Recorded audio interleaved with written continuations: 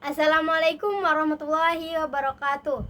Perkenalkan, nama saya Raudatul Janah, NIM 2411117,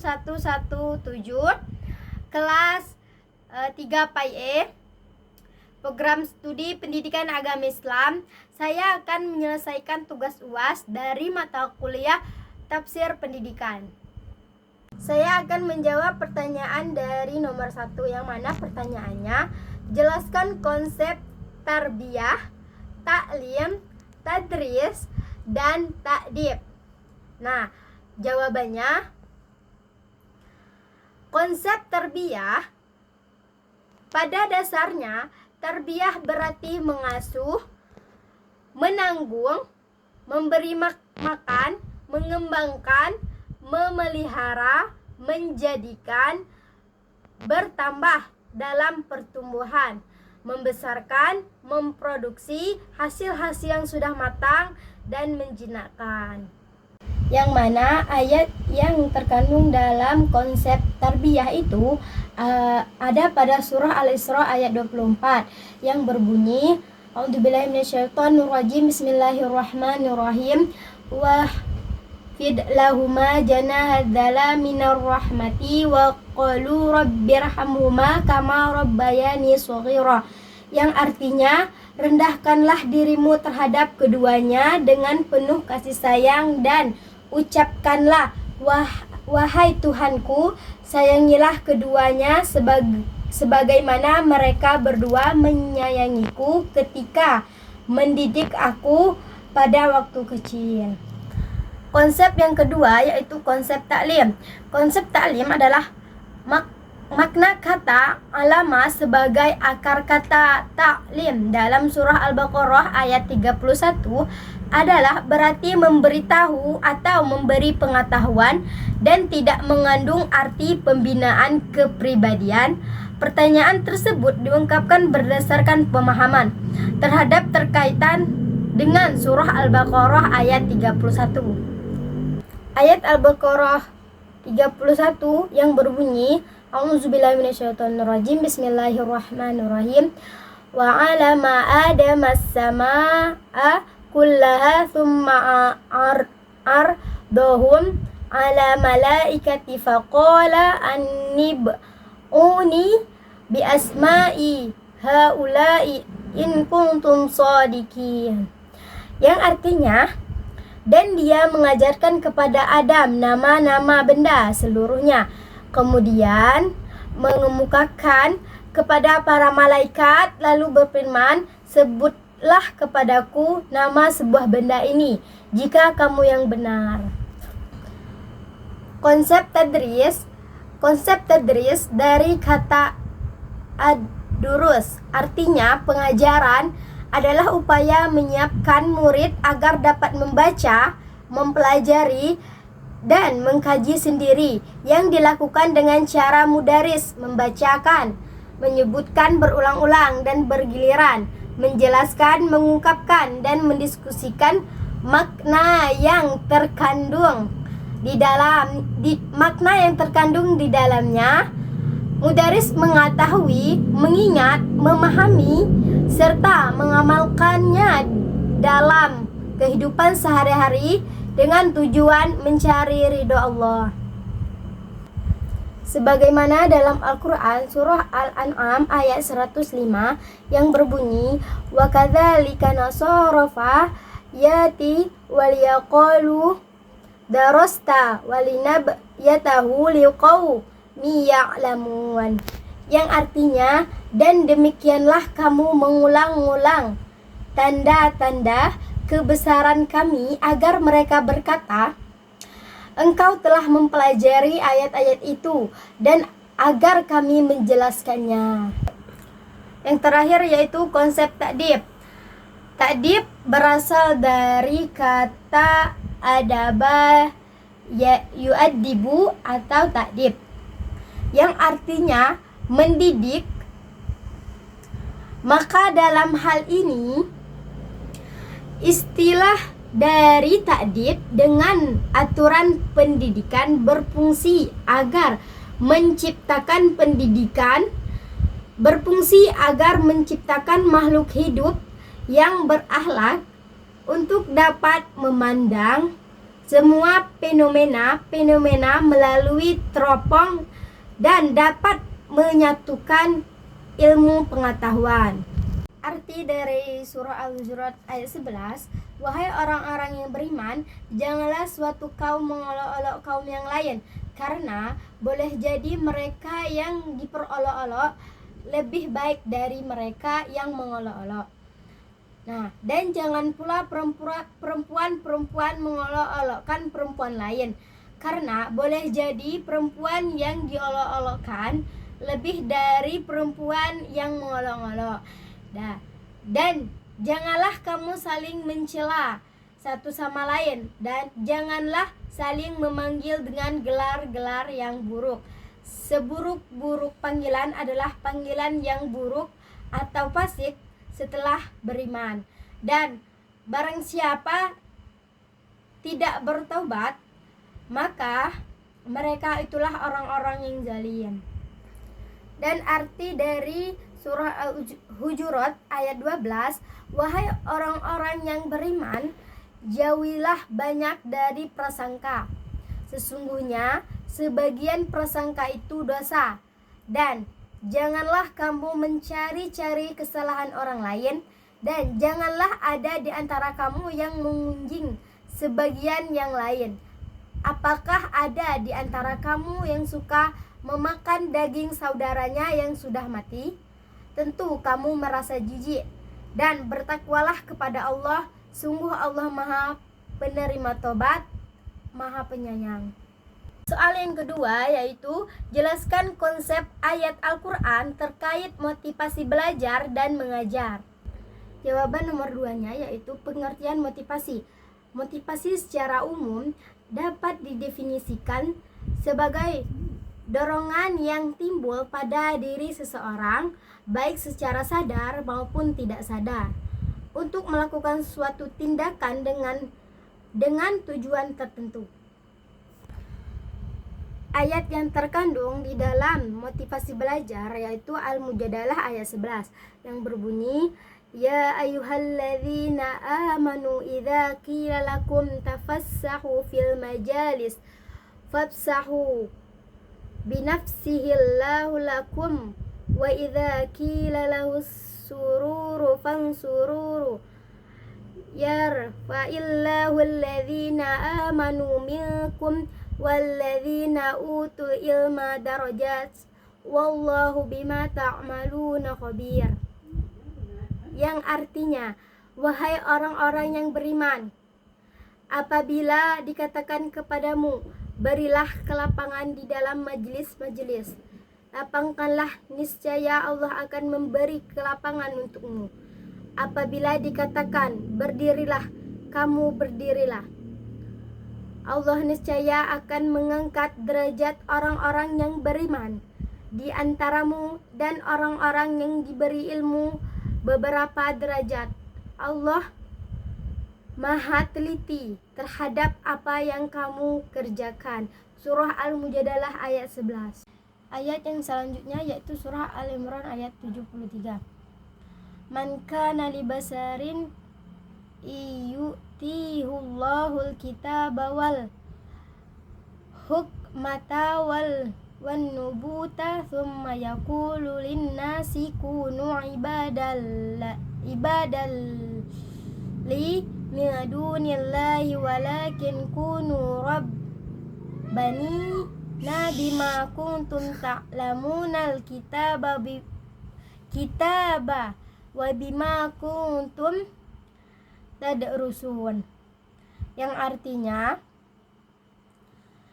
tidak sepatutnya seseorang diberi Allah hukuman dan kenabian oleh Allah, kemudian dia berkata kepada manusia, jadilah kamu para penyembahku, bukan penyembah Allah. Tetapi hendaknya dia berkata, jadilah kamu para pengabdi Allah, karena kamu selalu mengerjakan kitab dan mempelajari. Surah Ali Imran ayat 79.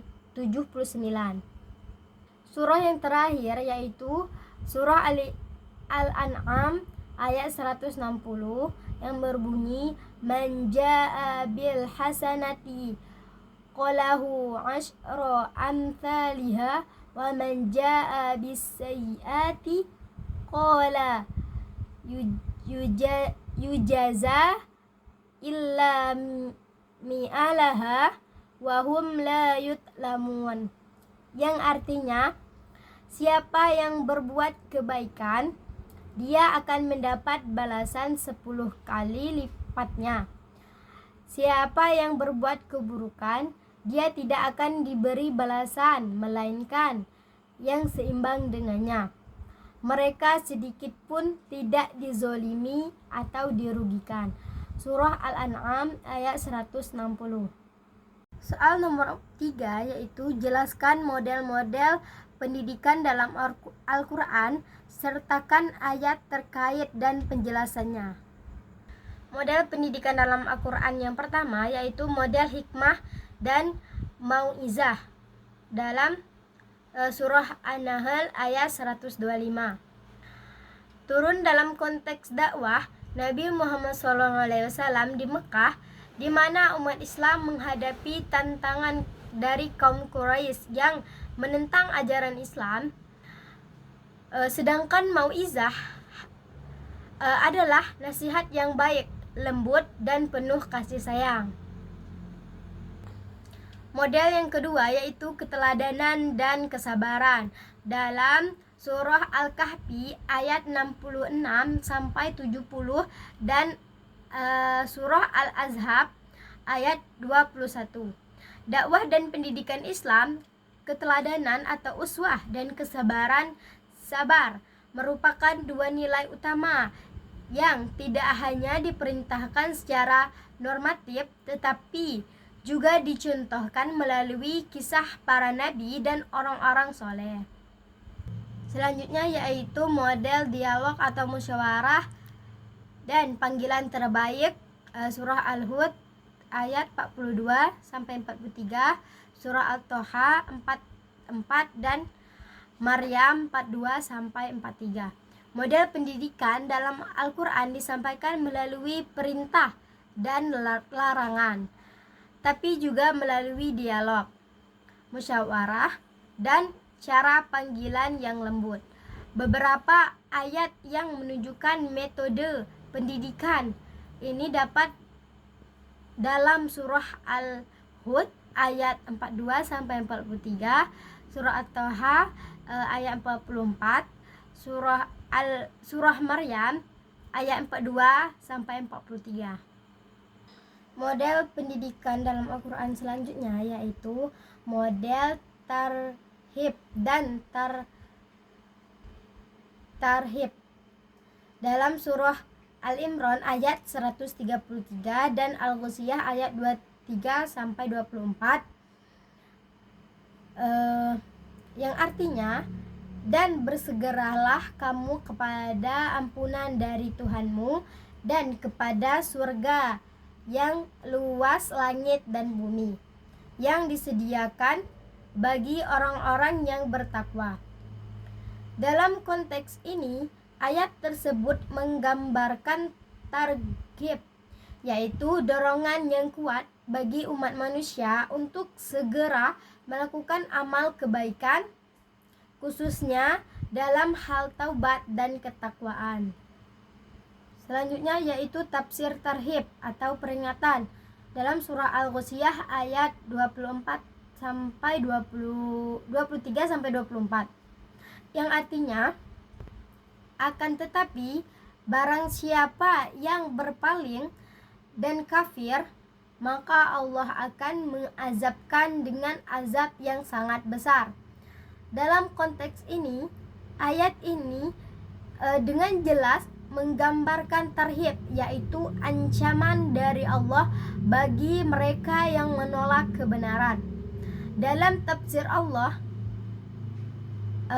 At-Tabari, istilah tuwalla berpaling diartikan sebagai ketidaksamaan untuk menerima atau ketidakmauan menerima ajaran Rasul melalui petunjuk dan tidak bersedia mengikuti perintah Allah. Model pendidikan dalam Quran selanjutnya yaitu model pembiasaan dalam surah At-Thaha ayat 20, yang artinya maka dia atau Musa melemparkannya, tiba-tiba ia menjadi seorang ular yang merayap dengan cepat. Para musafir menjelaskan ayat ini merupakan bagian dari pendidikan langsung kepada Allah Nabi Musa sebelum beliau diutus untuk menghadapi Fir'aun. Ibnu Katsir mengungkapkan bahwa Allah sedang mengajarkan Musa untuk memahami kekuasaannya secara langsung agar keberaniannya dapat berkembang dan hatinya menjadi tenang saat menghadapi berbagai tantangan. Proses ini menjadi cara pembiasaan spiritual yang bertujuan untuk menghilangkan rasa takut dan menanamkan keyakinan yang kuat. Selanjutnya yaitu model tadabur atau bertahap dalam surah Al-Baqarah ayat 286, yang artinya Allah tidak membebani seseorang kecuali menurut kesanggupannya. Baginya ada sesuatu atau pahala dan kebajikan yang diusahakannya, dan terhadapnya ada pula sesuatu siksa atas atau kejahatan yang diperbuatnya. Ayat ini menegaskan prinsip utama bertahap dalam agama dan pendidikan. Ayat ini menunjukkan bahwa semua perintah dan larangan disampaikan sesuai dengan kemampuan manusia tanpa memberi beban yang tiba-tiba atau di luar batas kemampuannya.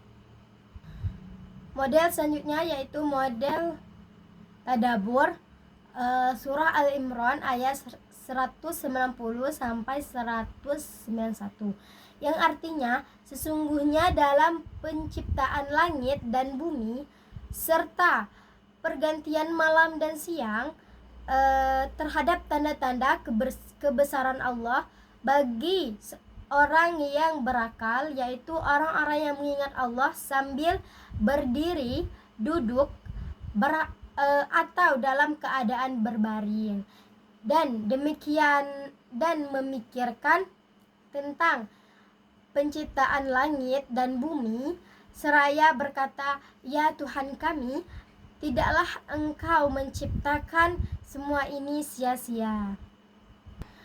Tadabur berarti proses merenungkan dan mengerti pesan Allah dengan memperhatikan akibat serta makna yang tidak tampak di balik ayat-ayatnya. Yang keempat yaitu jelaskan konsep ayat Quran terkait peran orang tua dan guru dalam pendidikan. Peran orang tua dalam surah At-Tahrim ayat 6, Asy-Syaffat ayat 102, Al-Luqman ayat 13 sampai 19. Yang pertama, peran orang tua dalam surah At-Tahrim ayat 6. Ada beberapa hikmah yang terkandung dalam ayat ke-6 ini. Di antaranya adalah perintah untuk selalu bertakwa kepada Allah Subhanahu wa ta'ala dan berdakwah, nasihat untuk melindungi diri dan keluarga dari siksa neraka. Pentingnya pendidikan Islam sejak kecil untuk memahami agama yang diridhoi oleh Allah Subhanahu wa ta'ala, iman kepada para malaikat yang merupakan salah satu bagian dari rukun iman.